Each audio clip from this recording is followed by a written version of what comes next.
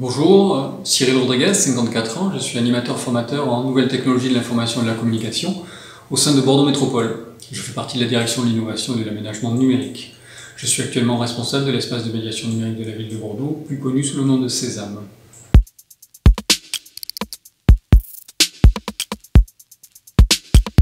Un déconfinement technologique.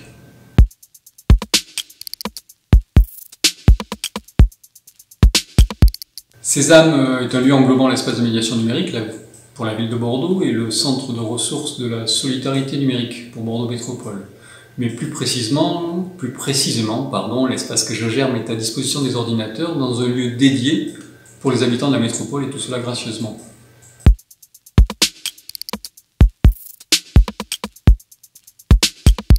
J'accueille gratuitement les personnes, équipées ou non, désirant apprendre, connaître, se former, se perfectionner ou tout simplement utiliser des outils numériques. Je partage mes compétences, mon expérience et j'apporte mon aide, dans la mesure du possible, à tous et toutes.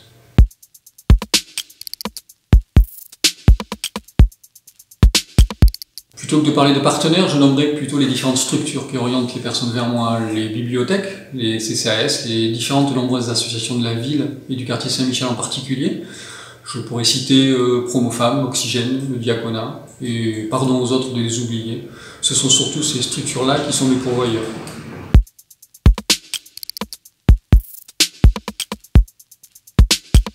Sésame et la crise, ça fait une fermeture de 2 mois. Plusieurs de nos usagers n'avaient plus aucun moyen d'accéder à leurs démarches administratives ou ne serait-ce qu'à leur boîte mail. Je pense que la crise a aggravé la fracture numérique. La reprise se fait progressivement, contraintes obligent, mais je pense avoir perdu certaines personnes en chemin.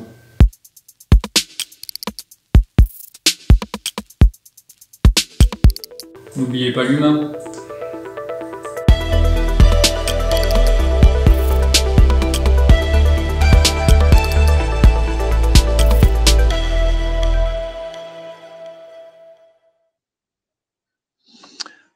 Bonjour à tous et merci d'être présents avec nous. Je suis Gilles Massini, je suis en charge de la solidarité numérique à Bordeaux Métropole et je vais assurer l'animation et la modération de cet atelier. N'hésitez pas, sur la droite de votre écran, vous avez un chat. N'hésitez pas à poser des questions, à faire des réflexions constructives. Et voilà, et je passe la parole à Daniel qui va vous expliquer en fait ce qu'est Sésame, espace public, à quoi ça sert et ce qu'on peut en faire. Merci à tous et à tout à l'heure. Oui, bonjour Gilles, bonjour à toutes et à tous, bienvenue. Alors, si vous êtes un minimum observateur, vous avez remarqué que la présentation précédente était faite par Cyril Rodriguez, qui malheureusement est en congé aujourd'hui et n'a pas pu être présent. Donc, je le remplace. Je suis Daniel Pénicaud. J'ai en charge le centre de ressources de la solidarité numérique, qui se trouve hébergé également dans les locaux de Sésame. Et je participe également à l'espace public numérique de Sésame auprès des publics, voilà, en complément de Cyril, Cyril étant l'animateur principal. Donc, je voudrais vous parler un petit peu de cet espace, déjà de son histoire. La ville de Bordeaux a 35 ans d'histoire dans la médiation numérique. Tout a commencé en 1986.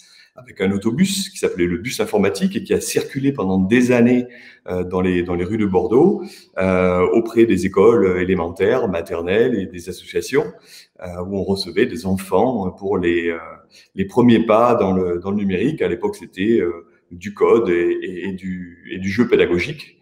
Ensuite, donc ce petit bus a tourné jusqu'en 2001.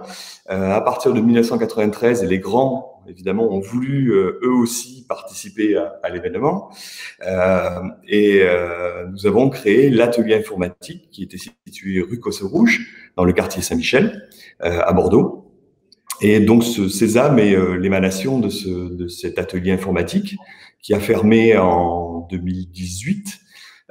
Donc depuis 2018, Sésame est ouvert. Il est placé 13 place Canteloup.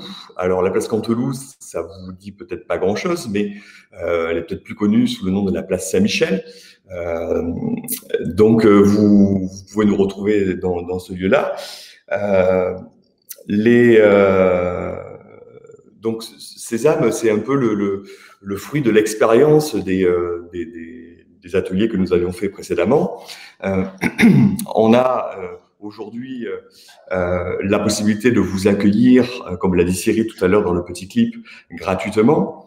Il est nécessaire d'avoir la carte médiathèque des médiathèques de Bordeaux, qui est gratuite également. Donc, c'est un partenariat que l'on a avec les médiathèques. Donc, vous vous rendez dans n'importe quelle médiathèque et vous avez la possibilité de vous faire votre carte. Il vous faut un justificatif de domicile et une pièce d'identité. Et à ce moment-là, avec cette carte-là, vous pouvez réserver des tranches auprès de Sésame. Sésame est ouvert à partir de 18 ans. Il est gratuit, je le dis. Il fonctionne par tranche d'1h30. Il est ouvert du lundi au jeudi de 9h à midi et de 13h à 17h30. Et le vendredi uniquement le matin de 9h à midi. Ça, c'est pour la petite partie pratique. Et les réservations peuvent se faire par téléphone, sur place, par mail, ceux qui ont la chance d'en avoir un. Voilà.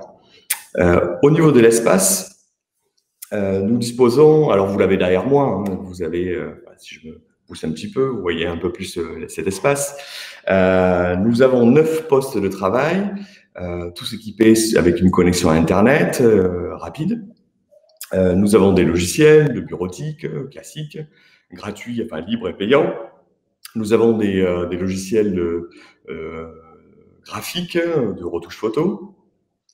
Nous avons également, vous avez la possibilité d'imprimer dans cet espace. Vous avez la possibilité de numériser des documents. Nous avons des scans qui sont performants, qui vous permettent de numériser des photos, de numériser des diapos et des négatifs, etc. Et nous avons également une petite imprimante 3D sur un poste dédié qui va vous permettre de découvrir la modélisation avec des outils qui sont déjà préenregistrés et nous pouvons bien sûr vous accompagner sur ces outils-là. Nous avons également à disposition 2 postes qui sont en accès rapide. Donc ces 2 postes en accès rapide ne nécessitent pas de réservation au préalable.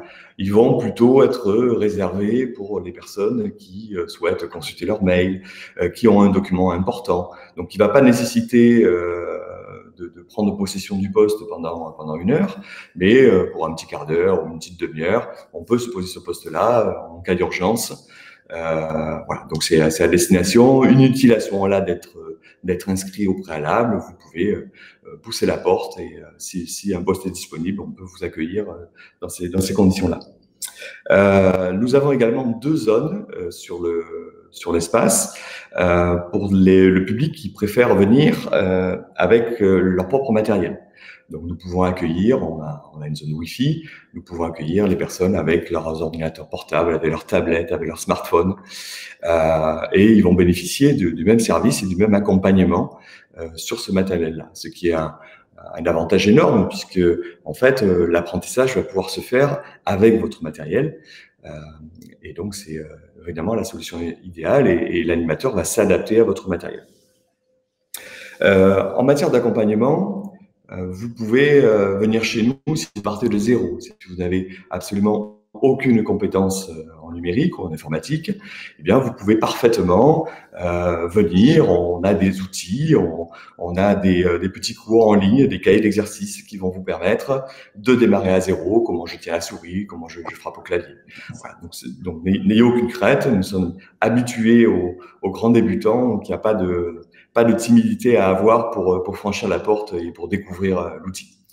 Nous avons également la possibilité de vous accompagner sur des projets spécifiques, si vous souhaitez plutôt acquérir des compétences sur un outil ou sur un service, si vous souhaitez vous améliorer sur votre pratique sur les boîtes mail, sur la navigation sur Internet, etc. On peut également vous accompagner sur un sujet précis et qui correspond au projet que vous avez mis en place.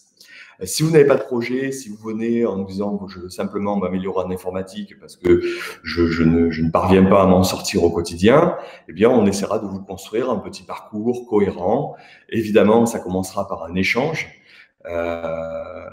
et on essaiera de convenir ensemble d'un plan de formation, entre guillemets, pour mener à bien votre apprentissage. Nous avons également accès à tous les outils d'évaluation. Donc, on peut vous donner accès à la plateforme Les Bons Clics qui vont vous permettre, si vous êtes débutant, eh bien, de progresser sur les usages de base des outils.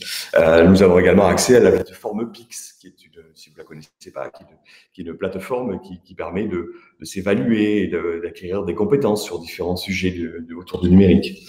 Et puis, nous avons évidemment, ça c'est grâce à notre partenariat avec les médiathèques de Bordeaux, nous avons également accès aux formations en ligne sur le portail des médiathèques. Donc, ce portail est très très riche. Vous avez une multitude de formations en tout genre sur des outils que nous n'avons pas forcément, mais qui vont vous permettre justement d'acquérir de la compétence. Avec toujours un animateur qui est à côté de vous et qui va pouvoir vous accompagner, vous aider et revenir sur les petits détails et les sujets qui vous gênent dans votre progression. Évidemment, on va aussi vous accompagner sur tous les usages, sur toutes les bonnes pratiques. Internet, c'est une jungle. Il faut apprendre à maîtriser cette jungle-là. Donc, on va vous donner les clés pour vous accompagner pour parfaire votre expérience sur ces outils, sur la messagerie, sur la navigation, sur les recherches pour être plus efficace, éventuellement aussi sur le e-commerce. Donc, si vous avez peur de franchir le pas de votre premier paiement, on peut vous aider, vous accompagner, les bonnes astuces aussi, voilà, pour économiser un peu d'argent quand on passe par Internet, ça peut être intéressant. On peut également vous aider à mieux comprendre votre matériel, puisque vous avez la possibilité de venir avec ce matériel-là.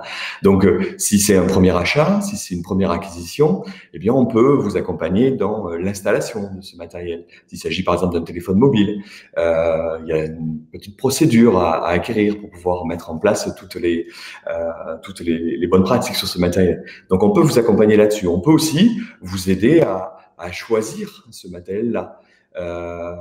On a la chance d'être totalement indépendant, on n'est pas financé par des grandes surfaces ou des grands magasins, donc on peut vous aider à choisir le bon téléphone qui correspond à vos pratiques.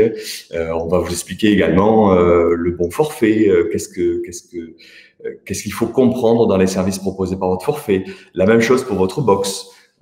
Vous souhaitez acquérir une box Internet pour vous connecter chez vous. Voilà, quel est meilleur service pour vous? Est-ce que c'est vraiment indispensable d'avoir une box avec un disque dur qui va stocker une montagne de choses? Est-ce que vous allez avoir l'usage ou pas?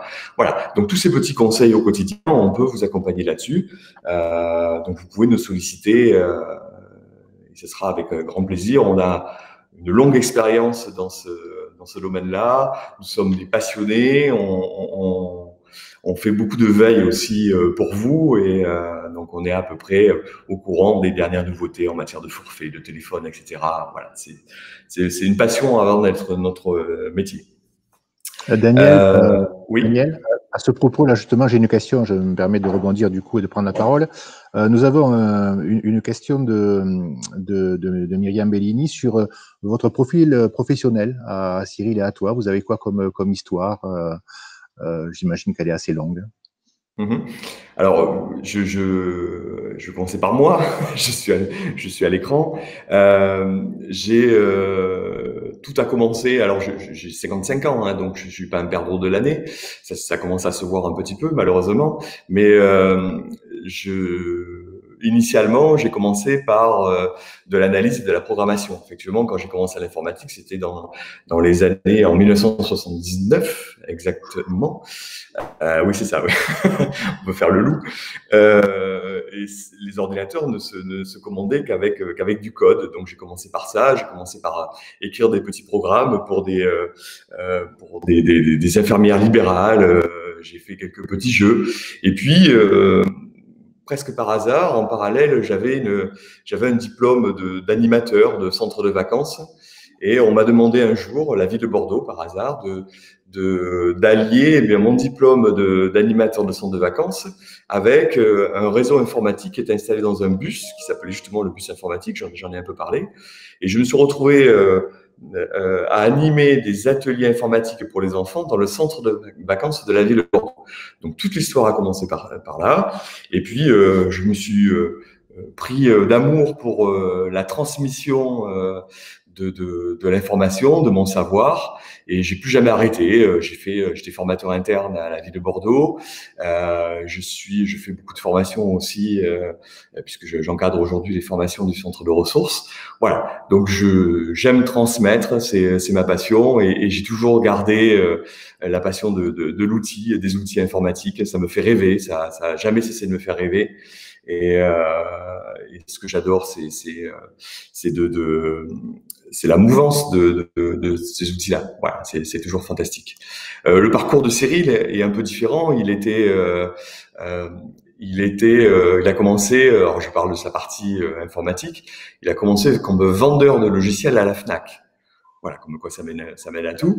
Quand il est arrivé chez nous comme animateur, moi j'aimais bien le profil des non-informaticiens. En fait, très honnêtement, j'ai toujours, pardonnez-moi pour ceux qui écoutent, mais j'ai toujours détesté les informaticiens. Je pense que c'est pas des bons formateurs, ils transmettent pas l'information, ils adorent ça, ils adorent l'outil. Mais c'est très difficile pour eux de faire passer leur savoir. Voilà. Donc, on avait plutôt envie d'avoir un animateur qui venait de notre monde et qui aimait ça et qui avait envie de partager et qui aimait l'humain. Voilà. Et je crois que c'est ce qui nous caractérise en premier. On aime les gens. C'est notre petit côté social. On aime partager et je crois que tous ceux qui fréquentent ces âmes aujourd'hui ressentent ça avant de recevoir la partie technique. Voilà. Merci Daniel. On va pas vous en demander plus sur des choses plus intimes, n'est-ce pas? C'est déjà pas mal comme ça. Venez nous voir. On a ensuite un certain nombre de questions. Alors, je sais que tu n'avais pas fini ta présentation. Je vais quand même te poser des questions comme ça au fil du temps. On me posait la question, c'était Virginie Lemoal qui posait la question de savoir s'il y avait uniquement les gens de Bordeaux qui pouvaient accéder et venir à l'espace public, du fait qu'effectivement, il fallait une carte de la médiathèque de Bordeaux. Est-ce que c'était du coup réservé uniquement aux habitants de Bordeaux? Voilà, donc là, une double information. N'importe qui peut acquérir une carte médiathèque de Bordeaux. Elle est gratuite pour tout le monde et elle est pour les Bordelais, les habitants de la métropole et la France et le monde entier, j'ai envie de dire. Voilà, donc ça veut dire que puisqu'on accepte tous les gens qui ont une carte médiathèque de Bordeaux, nous acceptons également tout le monde, sur tous les gens qui sont dépositaires de cette carte-là. Si vous venez chez nous, vous n'avez pas de carte, c'est pas grave, hein, vous pouvez quand même venir.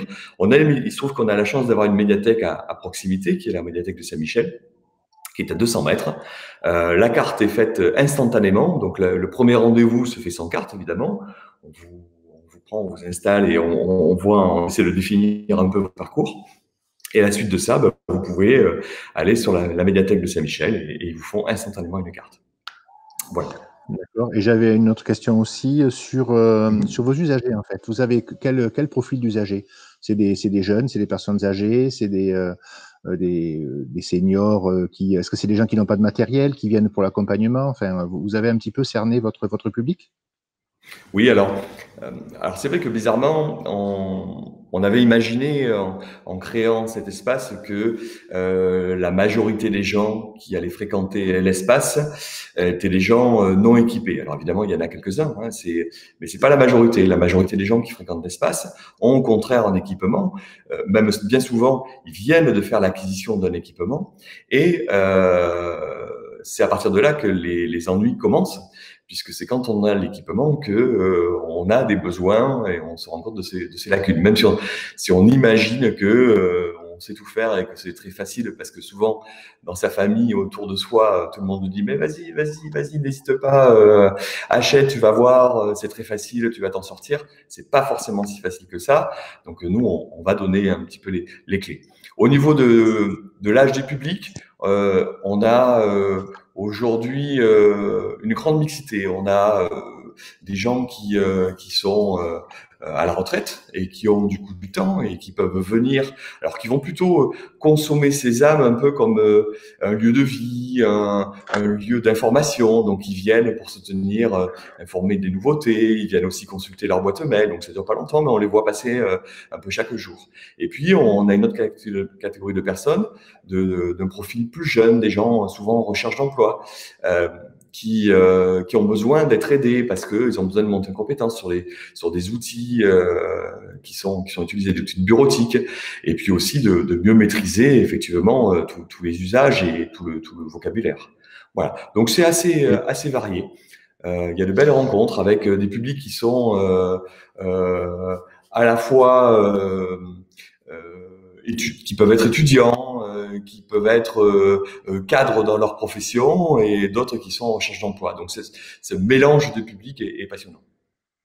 D'accord. Et du coup, ça permet de rebondir sur une question aussi de Myriam, qui demande si vous faites aussi de l'accès au droit. Et tout à l'heure, tu as mis quelques limites sur l'accès au droit, et je pense que tu as bien fait. Et du coup, est-ce que vous travaillez avec des partenaires sur ces sujets-là? Est-ce que vous renvoyez les personnes qui ont ces sujets-là à la CAF, à Pôle emploi, enfin, bon, ceux qui sont, entre guillemets, autorisés à traiter ces sujets? Ou est-ce que les partenariats peuvent se faire directement à Sésame?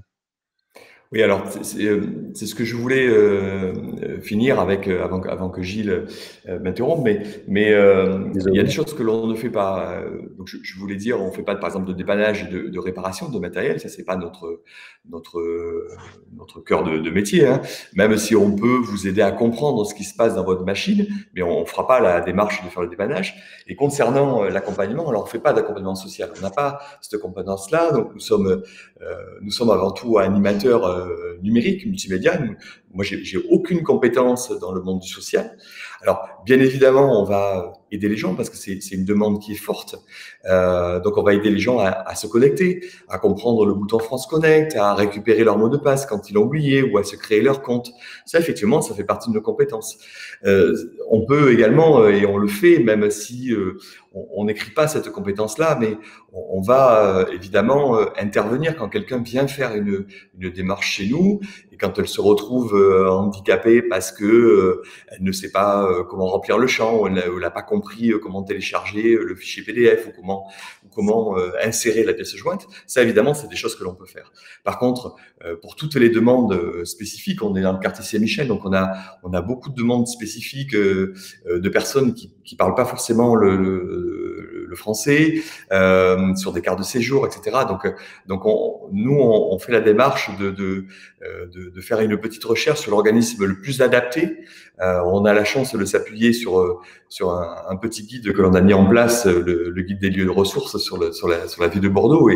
Et si vous participez à l'atelier de demain, Gilles va vous faire découvrir, et Marianne découvrir le guide version étendue 28 communes avec toutes les structures qui figurent. Eh bien, on s'appuie sur ce guide-là aussi pour réorienter les gens dans de bonnes conditions. Voilà, on les abandonne pas, on les laisse pas sur la place, même si elle est très animée et très agréable, mais on essaie de faire la démarche jusqu'au bout, de les accompagner. Et très souvent, ces gens-là, on les revoit. On les revoit parce que quand ils ont compris, quand ils ont eu la bonne information, ben, ils ont besoin ensuite de créer leur boîte mail et d'être accompagnés. Voilà. Merci bien. J'ai plus de réponses, de questions particulières sur le fil du chat. Il nous reste encore une petite minute ou deux petites minutes. Je veux bien rajouter un petit peu si j'ai l'occasion. J'ai encore deux petits mots. S'il y a des structures qui ont un projet particulier pour accompagner leurs bénéficiaires, on peut aussi étudier ce projet-là. On a par exemple des associations autour de l'hôpital de jour qui viennent régulièrement à Sésame, et on accueille des groupes avec des animateurs de l'association pour pouvoir les accompagner sur des sujets autour du numérique. Donc on peut aussi étudier ce genre de pratique. Si vous avez besoin, et si vous êtes vous-même pas équipé des outils, on a tout ce qu'il faut pour travailler dans de très bonnes conditions. Et il y a aussi un élément tant que j'ai la parole, j'en profite parce que je vous ai donné des informations sur les heures d'ouverture. Comme vous le savez, on est en période de crise sanitaire et on va reprendre évidemment les ouvertures, mais avec des conditions un peu particulières, puisque en temps normal, nous pouvons accueillir jusqu'à 13 personnes sur l'espace. Là, on a limité le nombre de personnes à 5, et donc on dispose les gens un poste sur 2. Et les horaires ont également été adaptés, c'est-à-dire qu'on ouvre toujours à 9 heures le matin, mais on laisse une petite demi-heure entre chaque tranche horaire, de façon à pouvoir nettoyer les postes, les claviers, les chaises et les tables pour vous accueillir dans les meilleures conditions de sécurité. Voilà. D'accord, merci. Mais écoutez, ce sera peut-être le mot de la fin, parce que comme on va enchaîner tout à l'heure à 12h30, il va falloir qu'on fasse un peu de calage avec la prochaine session. Merci Daniel. Peut-être tu peux nous rappeler ton adresse mail et le numéro de téléphone de Sésame? Oui, donc déjà l'adresse Sésame, c'est 13 place Canteloup. Si vous tapez ça sur un GPS, ça va vous amener directement devant la porte. Le numéro de téléphone, c'est le 05 56 10 26 13. L'adresse mail, sésame@bordeaux en entier, le petit tiré du 6, métropole en entier.fr. Sésame@bordeaux-métropole.fr. Merci à tous. Merci Gilles. Merci bien Daniel, et à bientôt pour tous. À d'autres ateliers, soit tout à l'heure, soit dans l'après-midi, jusqu'à vendredi. Au revoir à tous. À tous, au revoir. À bientôt.